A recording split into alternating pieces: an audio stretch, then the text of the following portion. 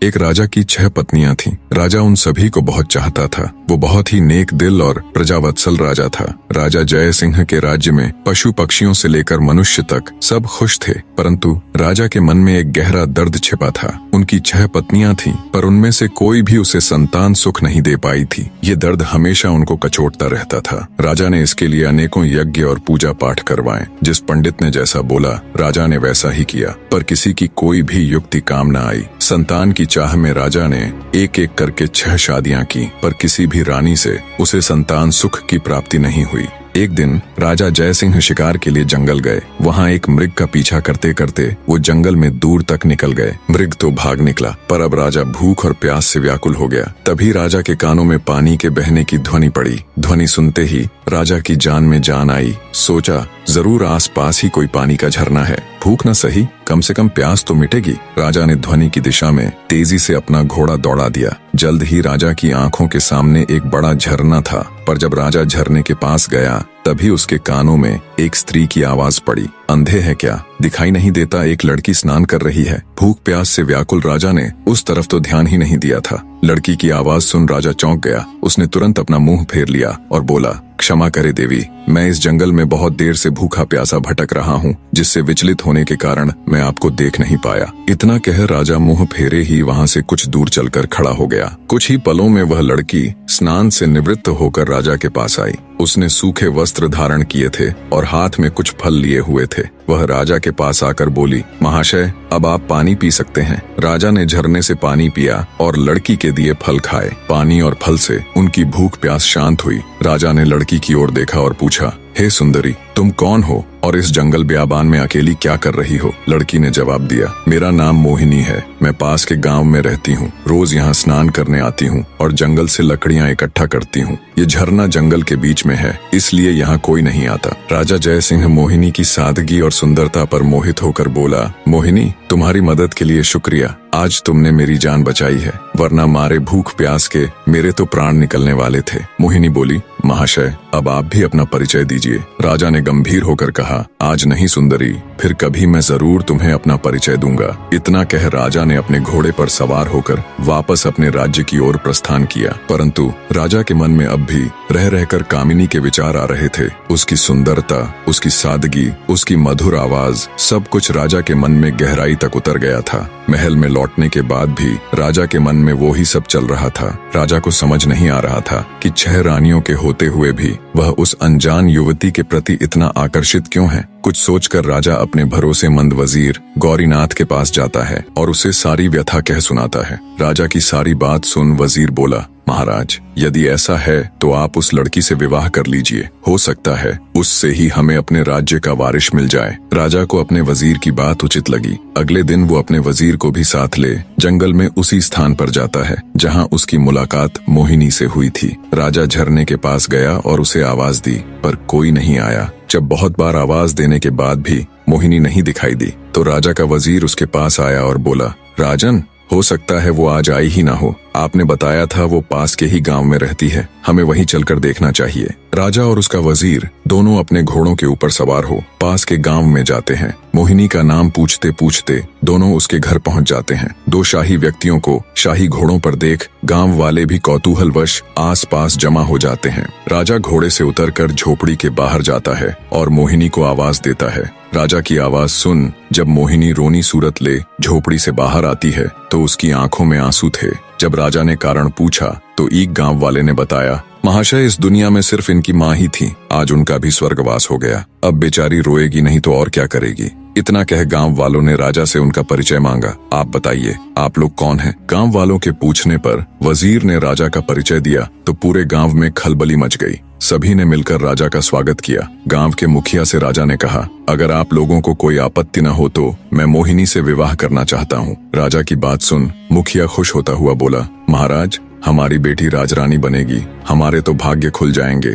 गांव वालों ने जल्दी जल्दी सारी तैयारी करके राजा और मोहिनी का विवाह करवा दिया। राजा ने अपनी 7वीं पत्नी अर्थात मोहिनी का नया नामकरण किया राजलक्ष्मी। विवाह के पश्चात गांव वालों ने खुशी खुशी राजलक्ष्मी को राजा के साथ विदा कर दिया। राजा अपने वजीर और 7वीं पत्नी राजलक्ष्मी को लेकर राजमहल आ जाता है। जब राजा की पहले की 6 पत्नियों को इसकी खबर लगी तो वे जल भुनकर राख हो गईं। ऊपरी मन से उन्होंने नई रानी राजलक्ष्मी का स्वागत किया। समय बीतने लगा। अब राजा का अधिकांश समय नई रानी राजलक्ष्मी के साथ ही बीतने लगा। ये देखकर पुरानी रानी और अधिक ईर्ष्या से भर गई, परंतु राजलक्ष्मी को इसकी भनक तक नहीं थी। वो भोले भाले स्वभाव और एकदम साफ दिल की औरत थी। वह बाकी रानियों को अपनी बड़ी बहन की तरह सम्मान देती थी। समय बीता। एक दिन रानी राजलक्ष्मी ने राजा को शुभ समाचार दिया कि वो पिता बनने वाले हैं। रानी के मुख से ये बात सुन राजा जयसिंह की खुशी का कोई ठिकाना नहीं रहा। वो खुशी से रानी राजलक्ष्मी को गले लगा लेता है। राजा तुरंत कुल गुरु को बुला उन्हें आदेश देता है कि अब से नित्य प्रति रानी राजलक्ष्मी को धार्मिक और प्रेरक कथाएं सुनाई जाएं। नई रानी के गर्भवती होने का समाचार जल्दी ही पूरे राज्य में फैल गया। चारों तरफ बधाइयों की धूम मची हुई थी। नई रानी के गर्भवती होने का समाचार जब उसकी सौतनों को मिला तो उनके तन बदन में आग लग गई। वे अंदर तक जल भुन गई। सभी रानियों ने आपस में विचार किया कि नई रानी तो पहले ही राजा की बहुत प्रिय है, वो अपना अधिकतर समय उसी के साथ बिताते हैं। बच्चा होने के बाद तो उसका और अधिक ध्यान रखा जाएगा। राजा उस कुल्टा को ही अपनी पटरानी बना लेंगे। हम सभी का तो वर्चस्व ही खत्म हो जाएगा। नई रानी हमारे साथ दासियों जैसा व्यवहार करेंगी। नहीं नहीं, हम ऐसा कदापि नहीं होने देंगी। वो सभी सलाह मशवरा करके नई रानी को क्षति पहुंचाने की अलग अलग युक्तियां सोचने लग जाती हैं, परंतु बड़ी रानियों का कोई भी प्रयास सफल नहीं हो पा रहा था, क्योंकि नई रानी राजलक्ष्मी उन्हें कभी अकेले नहीं मिलती। कभी राजा के आदेश अनुसार कुलगुरु उन्हें कथा सुनाते मिलते तो कभी उनकी दासियां उनके साथ होती। कभी प्रजा के लोग उन्हें घेरे रहते तो कभी खुद राजा ही उनके साथ होते।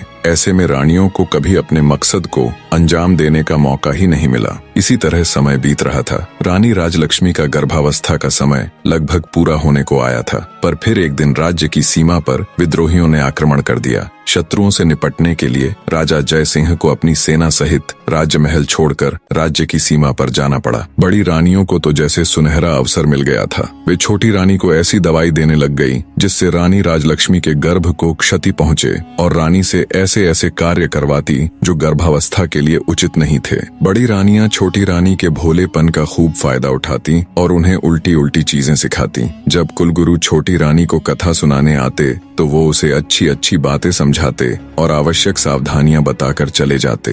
रानी राजलक्ष्मी बिल्कुल भी समझ नहीं पा रही थी कि कुलगुरु और बड़ी रानियों की बातें इतनी भिन्न क्यों हैं। आखिर सही कौन है? रानी राजलक्ष्मी ने सोचा, बड़ी रानियां तो महिलाएं हैं, कुलगुरु तो फिर भी पुरुष हैं। महिलाओं की समस्याएं भला पुरुष कहाँ समझ पाएंगे, इसलिए जो बड़ी रानियां कहती हैं वो ही उचित हैं। साफ हृदय की रानी राजलक्ष्मी कभी सपने में भी नहीं सोच सकती थी कि बड़ी रानियां उसके साथ कुछ गलत कर सकती हैं। इसलिए वो आंखें बंद करके जो और जैसा बड़ी रानियां उसे करने के लिए कहती वो बिल्कुल वैसा ही करती। एक दिन रानी राजलक्ष्मी को प्रसव पीड़ा होनी शुरू हो गई। उसने बड़ी रानी से कहा, दीदी मुझे बहुत दर्द हो रहा है, कुछ समाधान कीजिए कि प्रसव कैसे होगा। ये सुन बड़ी रानी सिर से पैर तक जलकर राख हो गई।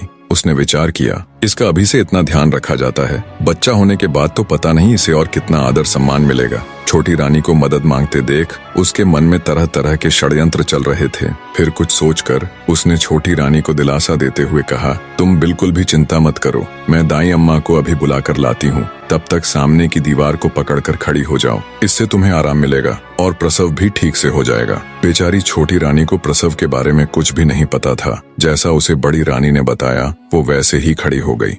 गर्भवती रानी दीवार के सहारे खड़ी प्रसव पीड़ा से कराह रही थी। जब उसकी पीड़ा असहनीय हो गई तो वो वहीं दीवार को पकड़कर बैठ गई और जोर जोर से चिल्लाने लगी, लेकिन उस बेचारी को देखने या सुनने वाला वहाँ कोई भी नहीं था। दूसरी तरफ क्रूर निर्दयी बड़ी रानी और दूसरी रानियों ने अपनी विश्वास पात्र दाई को बहुत सारे धन का लालच देते हुए कहा, तुम जाओ और छोटी रानी के कमरे के बाहर जाकर खड़ी हो जाओ और ध्यान रखना वहाँ कोई और न आने पाए। दाई धन के लालच में रानी राजलक्ष्मी के कमरे के बाहर खड़ी हो गई। उसे छोटी रानी की चीखें बिल्कुल साफ सुनाई दे रही थीं, पर धन के लालच और बड़ी रानियों के डर से वो बस दूर खड़ी रानी को देखती रही। दर्द के मारे असहाय छोटी रानी का एक एक पल सदियों के बराबर बीत रहा था। कुछ ही देर में उस ऊपर वाले की कृपा से उसने एक एक करके 7 बच्चों को जन्म दिया, जिनमें 6 लड़कियां और 1 लड़का था। अत्यधिक पीड़ा के कारण रानी राजलक्ष्मी बच्चों को जन्म देते ही बेहोश हो गई। दूर से सारा माजरा देख रही चंडाल दाई ने तुरंत बड़ी रानी सहित अन्य रानियों को बुलाया और नवजात बच्चों को उन्हें दिखाया। वे सब ये देखकर हैरान थीं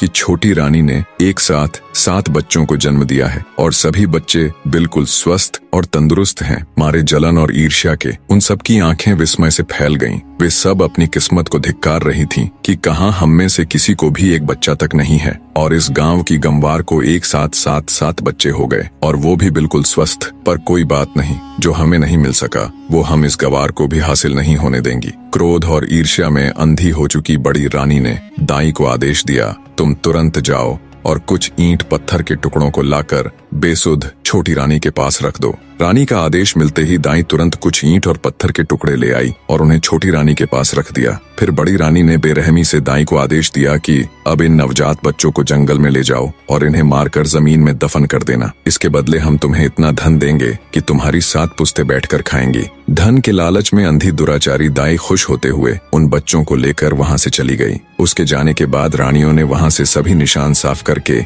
ईंट पत्थरों को छोटी रानी के पास रख दिया और सभी अपने कमरे में चली गई। थोड़ी देर में दाई जंगल से लौटकर रानियों के पास आ गई। तब बड़ी रानी ने पूछा, क्या तुमने बच्चों को दफन कर दिया था? दाई के यहाँ भरने पर रानियों ने उसे खूब सारा धन देकर चलता कर दिया। जब सब कुछ बड़ी रानी की योजना अनुसार हो गया, तब वो अन्य रानियों के साथ बेसुध पड़ी छोटी रानी के पास जा ठंडे पानी के छींटे मारकर उसे होश में लाती है। होश में आते ही छोटी रानी ने पूछा, मेरा बच्चा कहाँ है? मेरा बच्चा कहाँ है? मुझे क्या संतान हुई, लड़का या लड़की? पास पड़े ईंट और पत्थरों की ओर इशारा करते हुए बड़ी रानी बोली, ये देखो, तुमने इन ईंट और पत्थरों को जन्म दिया है। ये सुनते ही छोटी रानी एकदम से आश्चर्य के साथ सन्न रह गई और बोली, ऐसा कैसे हो सकता है कि मैंने ईंट और पत्थरों को जन्म दिया है? नहीं, ये नहीं हो सकता। मैं ये मान ही नहीं सकती कि मुझे बच्चे की जगह ये ईंट और पत्थर हुए हैं। एक औरत के गर्भ से क्या कभी किसी पत्थर को जन्म लेते देखा है? बच्चा तो अवश्य हुआ होगा। इतना कह रानी राजलक्ष्मी रोते हुए बड़ी रानी से बोली, दीदी, कह दो कि ये झूठ है, कह दो कि ये एक मजाक है, कह दो कि आप सब ने मुझसे झूठ कहा है। मेरे बच्चे कहाँ हैं? मुझे अब जल्दी से उनसे मिलवा दो। अब मुझसे ये सब बर्दाश्त नहीं हो रहा। छोटी रानी की बात सुन बड़ी रानी आंखें तरेरते हुए गुस्से में बोली, क्या बक रही हो तुम? हम क्यों तुम्हारे साथ मजाक करेंगे? ये पत्थर ही है जिसे तुमने जन्म दिया है। इतना कहते हुए उन्होंने उन ईंट और पत्थरों को एक थैले में भरकर रख दिया। अब बड़ी रानियों को इंतजार था तो बस राजा के आने का। छोटी रानी बेचारी खून का घूंट पीकर रह गई। भला उस अकेली की उन 6 रानियों के आगे क्या चलनी थी? दुष्ट रानियों ने पूरे महल में ये बात फैला दी कि छोटी रानी ने बच्चों के बदले ईंट और पत्थरों को जन्म दिया है। कुछ समय बाद राजा जय सिंह भी युद्ध जीतकर अपने राज्य में पधारे, पर जब वो अपने राज्य में लौटे तो प्रजा को देख हैरान थे। जिस प्रजा को उनके युद्ध जीत कर आने पर खुशियां मनानी चाहिए थीं, नाचना गाना चाहिए था, उन सब के मुंह लटके हुए थे।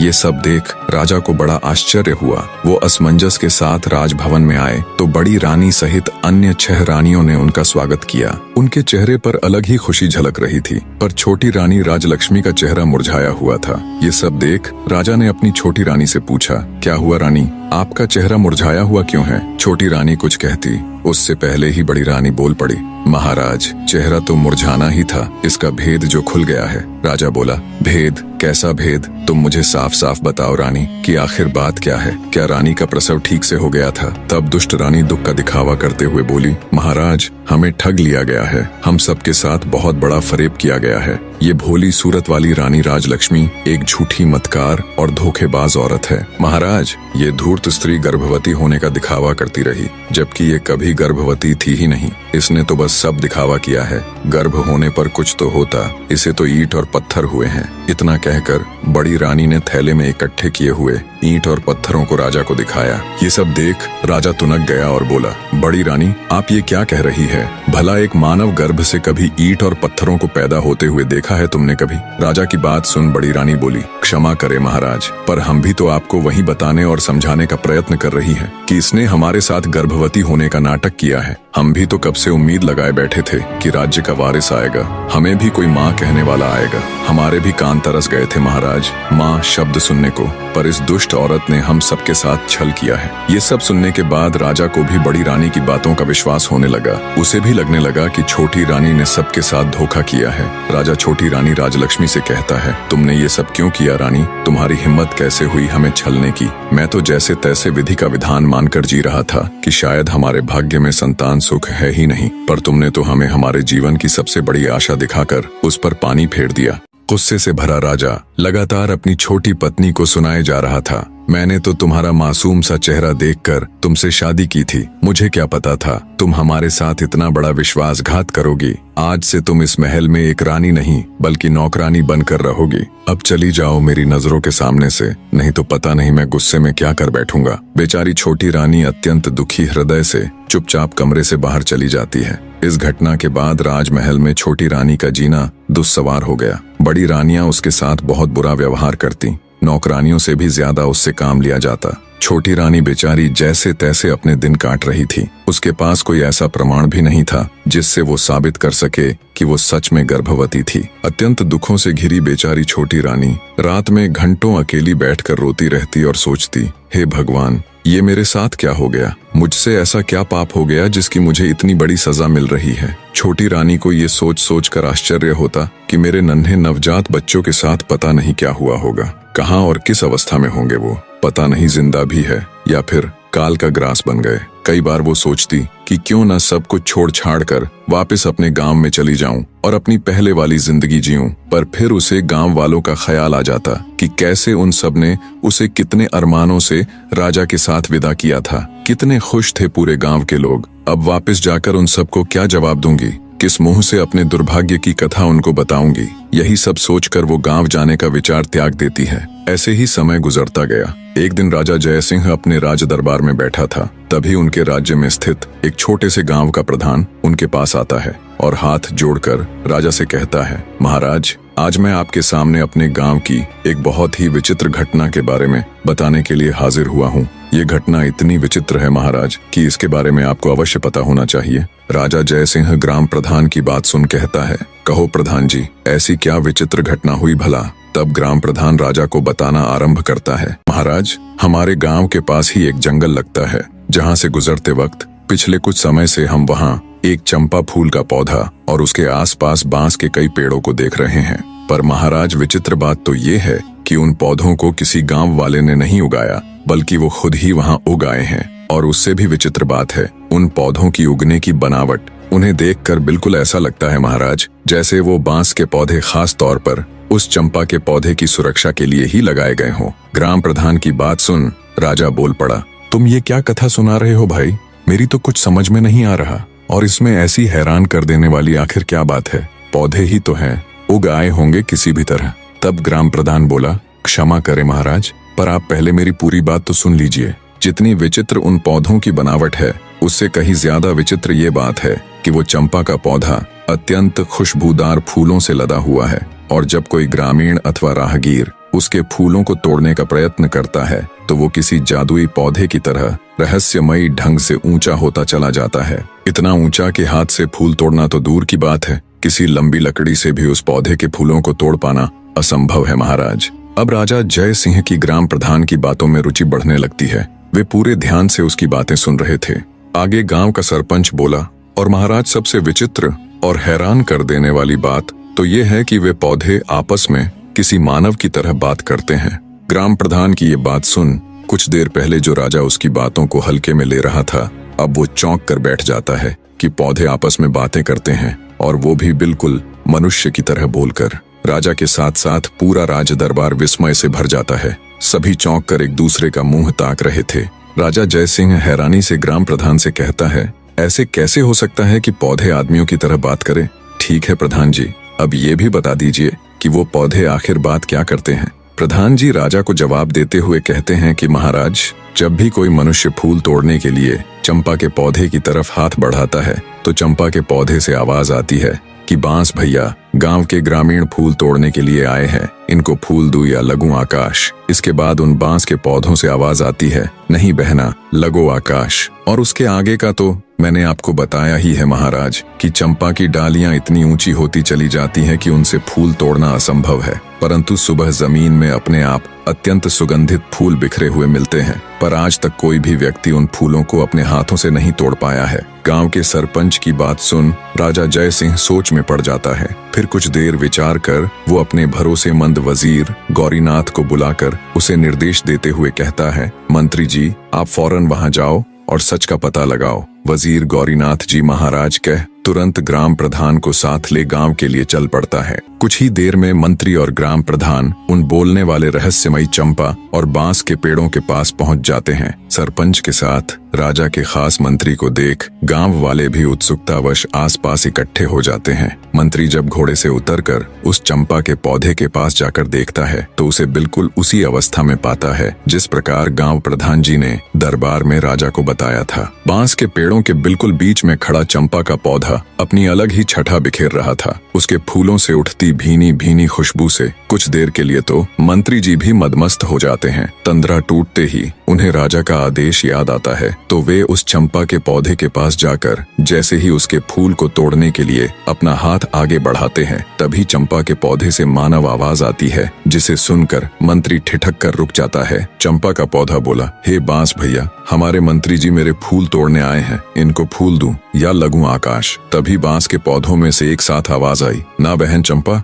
लग जा आकाश। ये तो वही मंत्री है जिनके ऊपर हमारी माँ की जिम्मेदारी थी, पर ये उसमें पूरी तरह विफल रहे, इसलिए ये आपके फूलों के कतई हकदार नहीं है बहना। बिल्कुल स्पष्ट और साफ आवाज में पौधों की वार्तालाप सुन मंत्री एकदम सन्न रह जाता है। उसके आश्चर्य का कोई ठिकाना नहीं था। हक्के बक्के खड़े मंत्री के देखते देखते चंपा का पौधा आकाश में जा लगा। ये देख एकदम सुन्न खड़े मंत्री के पूरे शरीर में सिरहन दौड़ गई। गांव वाले भी खड़े खड़े ये पूरा तमाशा देख रहे थे। तभी बांस के पौधों से आवाज आती है, जाइए मंत्री जी और अपने राज कार्यों को देखिए, आप किसी इंसान की जिम्मेदारी लेने के योग्य नहीं हैं। मंत्री भौचक्का खड़ा बांस के पौधों को देखता हुआ सब सुन रहा था। आगे बांस का पौधा कहता है, मंत्री जी, राजा महाराज तो युद्ध में चले गए थे, उनके बाद हमारी माँ की देख रेख का दायित्व आपका ही था, और कुछ नहीं तो कम से कम हमारी माँ के प्रसव के दौरान तो वहाँ हाजिर रहकर ये देखते कि उन्हें किसी बात की कोई परेशानी तो नहीं, पर आपने तो उनकी कोई खैर खबर तक नहीं ली। बांस के पेड़ों की आवाज सुन हैरान खड़ा मंत्री विचार करता है कि ये पौधे बोल कैसे रहे हैं और इतना सब कैसे जानते हैं। वो सोचता है,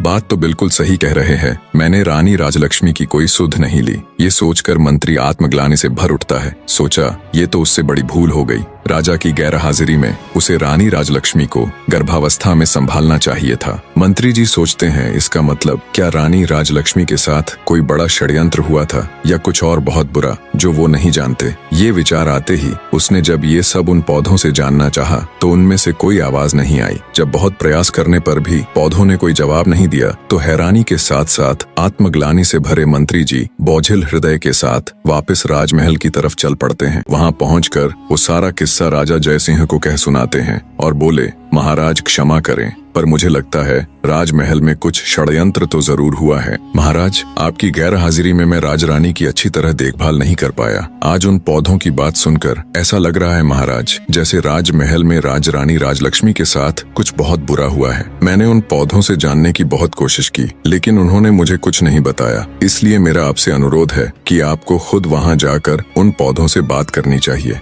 हो सकता है वो आपको सारी बात बता दें। भरोसेमंद वजीर गौरीनाथ की पूरी बात सुन राजा जय सिंह कहते हैं, ठीक है मंत्री जी, हम वहां अवश्य जाएंगे और साथ में अपनी 6 रानियों को भी लेकर जाएंगे। राजा की बात सुन मंत्री जी बोले, महाराज मेरी आपसे एक गुजारिश है, मैं छोटी रानी राजलक्ष्मी को भी अपने साथ वहां लेकर जाना चाहता हूं। राजा बोले, ठीक है मंत्री जी, आप ऐसा कर सकते हैं, पर वो दुष्ट मेरी आंखों के सामने न आने पाए, इस बात का ध्यान रखना। मंत्री बोला, जी महाराज। अगले दिन राजा जय सिंह अपनी रानियों के साथ आकाश चंपा का रहस्य जानने के लिए निकल पड़े। सबसे आगे रथ में राजा और उसकी पटरानी चल रहे थे। उससे पीछे वाले रथ में राजा की 5 रानियां और पीछे भी अन्य कई प्रमुख सभा सदस्य साथ जा रहे थे। राजा से आज्ञा ले चुके मंत्री ने रानी राजलक्ष्मी को अपने परिवार सहित बड़े आदर से पालकी में उन्हें बिठा दिया था। राजा का काफिला कुछ समय में गांव के बाहर पहुंच गया। वहां पहुंचने पर जंगल के बाहर गांव की सीमा पर वो अपना पड़ाव डाल देते हैं। पूरे राज्य परिवार को आया देख गांव के ग्रामीण उनके स्वागत में जुट गए। कुछ समय विश्राम कर सभी आकाश चंपा के पौधे के पास पहुंच जाते हैं और उसके चारों तरफ घेरा डालकर बैठ जाते हैं।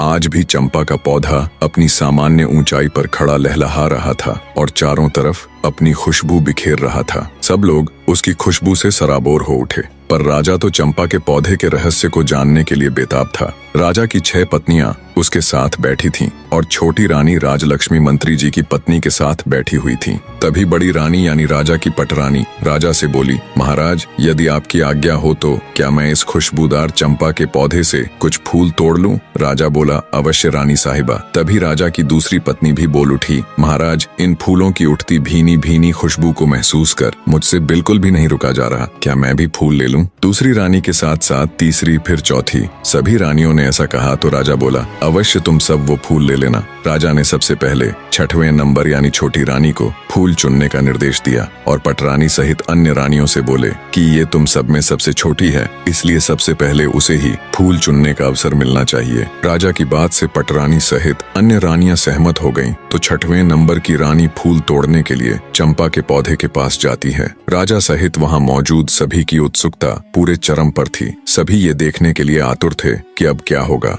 रानी ने पेड़ के पास जाकर जैसे ही फूल तोड़ने के लिए अपना हाथ आगे बढ़ाया, तभी चंपा के पौधे से आवाज आई, रुकिए रानी जी, आप मेरी आज्ञा के बिना मेरे फूल नहीं तोड़ सकती। पौधे की आवाज सुन रानी ठिठक कर वहीं रुक जाती है। चंपा के पौधे से आई आवाज इतनी स्पष्ट और तेज थी कि राजा सहित वहां मौजूद सभी लोगों ने उसे सुना। अब तक तो राजा ने सिर्फ अन्य लोगों के मुख से ही बोलने वाले चंपा के पौधे के बारे में सुना था, पर अब जब उसने अपने कानों से सुना तो वो भी हैरान रह गया। उसके आश्चर्य की कोई सीमा नहीं थी। तभी चंपा के पौधे से आवाज आई, बांस भैया, हमारी सौतेली छोटी माँ हमारे फूल तोड़ने आई है। मैं टूटू या लगूं आकाश? बांस के पौधे में से आवाज आई, बहन चंपा, लग जा आकाश, ये तो तुम्हें छूने योग्य भी नहीं है। क्या तुम्हें याद नहीं कि इन्होंने हमारी माँ के साथ कैसा अत्याचार किया है? इसलिए बहन इनके बारे में मत सोच और लग जा आकाश। बांस के इतना कहते ही चंपा की डालियां फिर से ऊपर उठीं और आकाश को छूने लगी। रानी पौधे की बात सुन हैरान थी कि ये पौधा क्या बोल रहा है, कहीं हमारी पोल ना खुल जाए। उसकी सिट्टी पीटी गुम हो गई।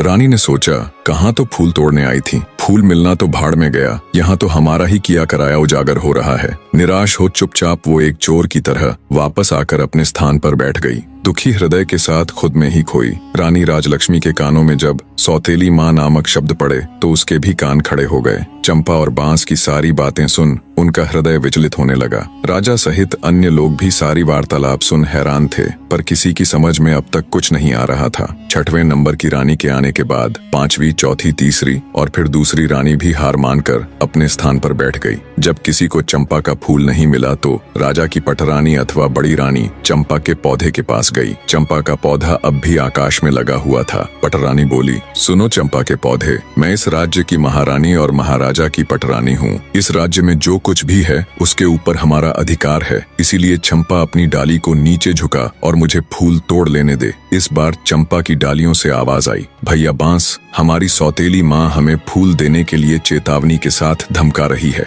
और हमें अपना आदेश मानने के लिए कह रही है। तुम क्या कहते हो, हमें इनका आदेश मानना चाहिए या नहीं? बांस बोला, ना बहना, तुम्हें आदेश देने का इनके पास कोई अधिकार नहीं है। ये पटरानी होंगी राजा की और अपने राज्य की। हम इनके राज्य की प्रजा नहीं है और न ही हम कोई वस्तु है जो इनके उपयोग में आना आवश्यक हो। क्या तुम्हें याद नहीं है बहना, इन्हीं के आदेश से तो सारा काम हुआ है। इन्होंने ही तो हमारी माँ को सबसे ज्यादा दुख दिया है और इन्होंने ही हमें वन में भेजकर हमारी मृत्यु का रास्ता तैयार किया था। यह तो महारानी बनने के लायक भी नहीं है, इसलिए बहना तुम्हें इनके पापी हाथों का स्पर्श भी नहीं होने देना चाहिए। सभी के सामने ये बातें सुनकर बड़ी रानी का सर लज्जा से झुक गया। शर्म और अपने कुकर्म का भेद खुल जाने के डर से बड़ी रानी भी ठगी सी चुपचाप अपनी जगह आकर बैठ गई। सारा माजरा देख राजा जय सिंह अब की बार खुद जाने के लिए खड़े होते हैं। चंपा के पौधे की डालियां अब पहले की तरह वापस अपनी सामान्य ऊंचाई पर आ गईं। अब की बार राजा जय सिंह खुद उठे और फूल तोड़ने के लिए पौधे के पास गए। जब राजा ने फूल तोड़ने के लिए अपने हाथ आगे बढ़ाए तभी चंपा के पौधे से आवाज आई, ना ना महाराज, आप यह भूल कभी मत कीजिएगा। आपको फूल तोड़ने से रोकने के लिए मैं अपने भैया से भी अनुमति नहीं लूंगी और यदि भैया अनुमति दे भी देंगे तो भी मैं आपके हाथों में नहीं आऊंगी। इसलिए आप अपने हाथ पीछे ही रखिए और फूल तोड़ने का विचार त्याग दीजिए। चंपा के पौधे की बात सुन राजा जय सिंह हैरान रह गया। सोचा आखिर ऐसा क्या हुआ कि उनको रोकने के लिए चंपा अपने भाइयों से भी अनुमति नहीं ले रही। राजा बोला, हे चंपा के पौधे, मैं इस देश का राजा हूँ। मैंने कभी भी किसी के साथ अन्याय नहीं किया। मैं अपनी प्रजा को अपनी संतान की तरह मानता हूँ। मेरे राज्य में मनुष्य ही नहीं, पशु पक्षी भी खुश और स्वतंत्र है। मैंने आज तक किसी को जरा सी भी तकलीफ नहीं दी। फिर मुझसे ऐसी क्या भूल हो गई कि मुझे अपने फूल लेने से रोकने के लिए आपको अपने भाइयों से भी पूछने की जरूरत नहीं पड़ी। तब चंपा के पौधे से आवाज आई, हे राजा महाराज, इसमें कोई शक नहीं कि आपने आज तक किसी भी जीव जंतु को कोई तकलीफ नहीं दी, परंतु महाराज, आप में एक सबसे बड़ी कमी है कि आप कान के कच्चे हैं। जो कोई भी आपसे जैसा भी कहता है, आप बिना सच्चाई जाने वैसा ही मान लेते हैं। खुद से कभी भी सच्चाई जानने की कोशिश नहीं करते। आपने प्रजा को तो संतान मान लिया, लेकिन क्या कभी आपने अपनी संतान की खोज खबर करने की जरा सी भी कोशिश की? क्या आपने कभी ये जानने की कोशिश की कि आपकी अपनी संतान कहाँ है? अरे छोड़िए राजा महाराज, आप तो अपनी गर्भवती पत्नी की भी सुरक्षा तक नहीं कर पाए। बिना सच्चाई का पता किए आपने एक सच्ची नारी को धोखेबाज कहकर नौकरानी बना दिया। तो जाइए महाराज, जाकर अपने राज्य को संभालिए। आप मेरे फूलों के बिल्कुल भी योग्य नहीं हो। चंपा के पौधे की बात सुन बेचारा राजा निरुत्तर हो गया और चुपचाप मुंह लटकाए वापस अपनी जगह पर आकर बैठ गया। उनके मन में हजारों सवाल एक साथ उठ रहे थे। उन्हें कुछ समझ नहीं आ रहा था, क्या सच है क्या झूठ।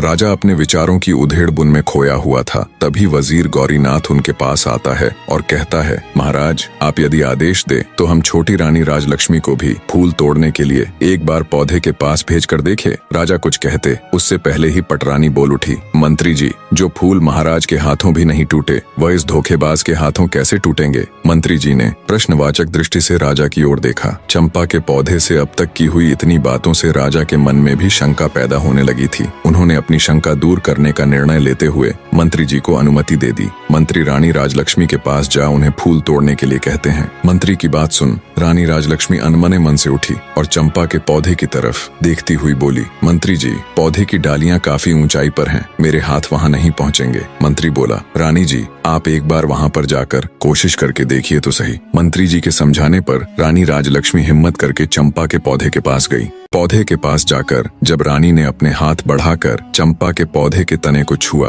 और उसे प्यार से सहलाया, तो पौधे के स्पर्श से रानी को असीम आनंद मिला, जैसे वह अपनी औलाद को सहला रही हो। तभी चंपा के पौधे से रुंधी हुई आवाज आई, भैया बांस। बांस ने कहा, बहन चंपा, तुम रो रही हो? चंपा ने कहा, हाँ भैया, रुका ही नहीं गया, क्योंकि आज हमारी माँ मेरे फूल लेने आई हैं। उनके प्यार भरे प्रथम स्पर्श से मैं आनंदित हो गई, इसलिए मेरा हृदय भावुक हो गया। माँ शब्द सुनते ही रानी राजलक्ष्मी भी भावुक हो उठी। तभी चंपा के पौधे से आवाज आई, बांस भैया, आप मुझे आदेश दे कि अब मैं क्या करूं? मेरी तो इच्छा हो रही है कि मैं अपनी माँ के चरणों में अपने सारे फूल समर्पित कर दूं। इस पर सभी बांस के पौधों से एक साथ आवाज आई, हाँ बहन चंपा, तुम बिल्कुल सही हो, तुम्हारा दिल जो कह रहा है वही करो, माँ के चरणों में तो स्वर्ग है। इस आवाज के साथ ही चंपा के पौधे की सारी डालियां झुककर रानी राजलक्ष्मी के चरणों को छूकर उनके चारों ओर फैल गईं और रानी के ऊपर पुष्प वर्षा होने लगी। ये देखकर वहां मौजूद सभी लोग बहुत हैरान थे। वो बिना पलक झपकाए इस असीम पल का आनंद ले रहे थे। राजा जयसिंह का भी मुंह खुला का खुला रह गया। बड़ी रानियों ने जब ये नजारा देखा तो वो पैरों से लेकर सिर तक जल भुन गई। उनके दुख की कोई सीमा नहीं थी। इधर रानी राजलक्ष्मी तो जैसे सब भूलकर असीम आनंद के सागर में गोते लगा रही थी। उनके सिर से पांव तक चंपा के पुष्प भरे हुए थे। रानी राजलक्ष्मी एक सांस आंसू बहाते हुए चंपा की डालियों को अपने हाथों से पकड़े सहलाए जा रही थी। ये नजारा देख गांव के सभी लोग हैरान थे। राजा जयसिंह से जब ये सब देखकर रुका नहीं गया तो वे चंपा के पौधे के नजदीक आए और बोले, हे जादुई पौधे, तुम यह बताओ कि तुम कौन हो? तुम देव हो, किन्नर हो या किसी अन्य लोक के प्राणी हो? तुमने किसी को भी अपने फूलों को छूने भी नहीं दिया, परंतु अब छोटी रानी की बाहों में बंद कर उनके ऊपर पुष्प वर्षा कर रही हो। इसके पीछे क्या कारण है? हे पौधों, अब ये राज मेरी बर्दाश्त के बाहर हो रहा। मैं हाथ जोड़कर विनती करता हूँ कि अब और न तड़पाओ और इसका भेद खोलो। तब चंपा के पौधे से आवाज आई, हे राजन, मैं और यह 6 बांस के पेड़ आपकी और छोटी रानी राजलक्ष्मी की ही संतान है। हम 7 भाई बहनों का जन्म एक साथ ही हुआ था। हमारे जन्म के समय हमारी माँ बहुत अधिक पीड़ा में थी। तब हमारी माँ ने आपकी पटरानी और इस राज्य की महारानी से अपनी सहायता करने के लिए निवेदन किया। तब पटरानी ने साजिश करते हुए हमारी माँ को दीवार के सहारे खड़ी हो जाने के लिए कहा, ताकि जब हमारा जन्म हो तब हम ऊंचाई से गिरकर मृत्यु को प्राप्त हो जाए। पर महाराज, ईश्वर की कृपा से हम 7 का जन्म उसी अवस्था में बिल्कुल ठीक ठाक हो गया। पर हमारी माँ दर्द के कारण हमें जन्म देते ही बेहोश हो गई। उनकी बेहोशी का फायदा उठाते हुए बड़ी रानी ने एक दाई को बुलाया और उसे पैसों का लालच देकर हमें मारकर जंगल में जमीन में दबाने के लिए कहा। मात्र कुछ सेकंड्स के नवजात बच्चों को दफन करने के लिए बेरहम दाई जंगल की ओर चल पड़ी। दाई को जंगल भेजने के बाद बड़ी रानी सहित अन्य रानियों ने अपने घिनौने षड्यंत्र के तहत कुछ ईंट और पत्थर के टुकड़ों को हमारी माँ के पास रख दिया। दूसरी तरफ जब दाई हमें जंगल में लेकर आई और दफन करने के लिए जमीन खोदने लगी, तभी आकाश मार्ग से महाराज इंद्रदेव की कुछ अप्सराएं वन भ्रमण के लिए आ रही थीं। जब उनकी दृष्टि हम पर पड़ी तो उन्हें हम पर दया आ गई। उन्होंने हमें उठा लिया और अपनी शक्तियों से बहुत जोर की आंधी चला दी। धूल मिट्टी उड़ने के कारण दाई हमें खोजती रह गई। हमारे नहीं मिलने पर महल में जाकर उसने महारानी के डर से झूठ बोल दिया कि उसने हमें मारकर जमीन के अंदर दबा दिया है। दाई के वहां से जाने के बाद अप्सराओं ने मेरे 6 भाइयों को बांस में बदल दिया और मुझे चंपा के फूल का पौधा बना दिया। बस उन्हीं की कृपा से हमें सभी बातें याद हैं और हम सभी को पहचान कर उनके अनुसार अपना व्यवहार कर पा रहे हैं और मानव की आवाज में बोल पा रहे हैं। सारी बातें जान राजा सहित वहां मौजूद सभी लोग हैरान थे। रानी राजलक्ष्मी की आंखों से तो अश्रु रुकने का नाम ही नहीं ले रहे थे। राजा जयसिंह बोले, मेरे बच्चों, तो क्या तुम सब अब ऐसे ही पौधों के रूप में रहोगे? क्या ऐसा कोई भी रास्ता है जिससे तुम अपने मानव रूप में आ सको? तब चंपा बोली, महाराज, जब हमारी माँ हम सब की एक एक पतियों को तोड़कर इंद्रदेव को याद कर उनसे प्रार्थना करेंगी, तब हम सब अपने असली रूप में आ जाएंगे। चंपा के पौधे की बात सुनते ही रानी राजलक्ष्मी ने तुरंत बांस और चंपा की एक एक पत्तियां ली और हाथ जोड़कर पूरी श्रद्धा के साथ बोली, हे इंद्र महाराज, मैं पूरी जिंदगी आपकी सेवा करूंगी, आपकी पूजा करूंगी, फिर भी आपके उपकार का मैं प्रतिकार नहीं कर पाऊंगी। आपने इतने दिन मेरे बच्चों को संभाल कर रखा, अब कृपया इन्हें मेरे आंचल में डाल दो महाराज। रानी राजलक्ष्मी का इतना कहना था कि पल भर में ही बांस और चंपा के पौधे विलीन हो गए और वहां पर लगभग 5 वर्ष के 6 बालक और एक बालिका प्रकट हो गए। रानी राजलक्ष्मी और राजा जयसिंह ने तुरंत आगे बढ़कर बहते नेत्रों से सभी बच्चों को अपनी बाहों में भर लिया। राजा जयसिंह अपनी छोटी पत्नी रानी राजलक्ष्मी से हाथ जोड़कर माफी मांगता है। वहां उपस्थित सभी राज दरबार व गांव के लोग स्तब्ध खड़े ये पूरा दृश्य देख रहे थे। सबकी आंखें नम थीं, शिवाय बड़ी रानियों के। ये सब देखकर उनके पैरों नीचे से तो जैसे धरती खत्म हो गई थी। राजा जयसिंह अपने सिपाहियों को आदेश देता है, पकड़ लो इन दुष्ट औरतों को और फांसी पर लटका दो। ये दुराचारिणी तो मानवता के नाम पर कलंक है। राजा की ये बात सुन रानी राजलक्ष्मी कहती है, महाराज, आज मेरे लिए मेरी जिंदगी का सबसे बड़ा दिन है। आज इतने बड़े खुशी के मौके पर मैं किसी के लिए इतना काला दिन नहीं लाना चाहती। मेरा आपसे अनुरोध है, आप इन सबको क्षमा कर दीजिए। राजा बोला, रानी, आपका हृदय बहुत विशाल है, पर इनके गुनाह को देखते हुए इन्हें क्षमादान तो नहीं दिया जा सकता, किंतु आपके अनुरोध पर मैं इन दुराचारिणियों को आजीवन कारावास की सजा देता हूँ। दुष्ट रानियों को सजा मिल जाती है। राजा जयसिंह अपनी पत्नी रानी राजलक्ष्मी और अपने बच्चों के साथ सुखमय और शांतिपूर्ण जीवन व्यतीत करते हैं। कहानी का निष्कर्ष बताने से पहले आपसे 2 बातें करना चाहूंगा। एक तो ये कि आप सब में से बहुत से ऐसे भाई बहन हैं जो मेरी तरह वीडियो बनाना चाहते हैं और आए दिन कमेंट करके पूछते रहते हैं। उन सब के लिए मैंने एक कंप्लीट ट्यूटोरियल वीडियो एक छोटे से प्राइस के साथ बना दी है। आप सबको उसके लिए मेरा चैनल ज्वाइन करना पड़ेगा। कुछ समझ ना आए तो आप पूछ सकते हैं, आपकी पूरी हेल्प की जाएगी। दूसरी ये कि कहानी कैसी लगी, ये सब कमेंट करके जरूर बताएं। आपके कमेंट्स पढ़कर बहुत अच्छा लगता है। और ये भी बताइए कि नेक्स्ट स्टोरी किसकी देखना चाहेंगे। अब आते इस कहानी के निष्कर्ष पर। यह कहानी एक माँ की ममता, एक पिता के पश्चाताप और ईश्वर की लीला का ऐसा संगम है जो मानवता के सबसे गहरे भावों को छूती है। रानी राजलक्ष्मी की ममता इस बात का प्रमाण है कि एक माँ के हृदय से निकली पुकार सृष्टि के हर कण को झकझोर देती है। वर्षों तक अपने बच्चों से दूर रहकर भी उन्होंने विश्वास नहीं खोया और अंततः उनकी श्रद्धा और प्रेम ने देवताओं को भी झुकने पर मजबूर कर दिया। राजा जयसिंह का पश्चाताप, उनके अंदर का टूटता हुआ अहंकार, ये बताता है कि सत्य की राह में झुका हुआ सिर ही सबसे ऊंचा होता है। जब उन्होंने अपनी भूल को स्वीकारा तो उनका मन भी पावन हो गया। और रानी राजलक्ष्मी का क्षमा भाव इस संसार को यह सिखाता है कि सच्चा प्रेम बदले की भावना नहीं रखता, बल्कि क्षमा और करुणा से जीवन को सुंदर बनाता है। प्रेम, विश्वास और आस्था की शक्ति से जीवन की सबसे कठिन परिस्थितियों को भी बदला जा सकता है। जब मनुष्य के हृदय में सच्ची प्रार्थना होती है तो ईश्वर भी उनके लिए मार्ग प्रशस्त कर देते हैं। जीवन में कितनी भी कठिनाई आए, लेकिन यदि प्रेम और श्रद्धा के दीपक को मन में जलाकर रखा जाए तो अंततः विजय हमारी ही होती है। यह कहानी केवल एक कथा नहीं बल्कि एक अमर संदेश है कि विश्वास, प्रेम और करुणा से ही जीवन का वास्तविक अर्थ पूरा होता है। अंत तक बने रहने के लिए आपका धन्यवाद।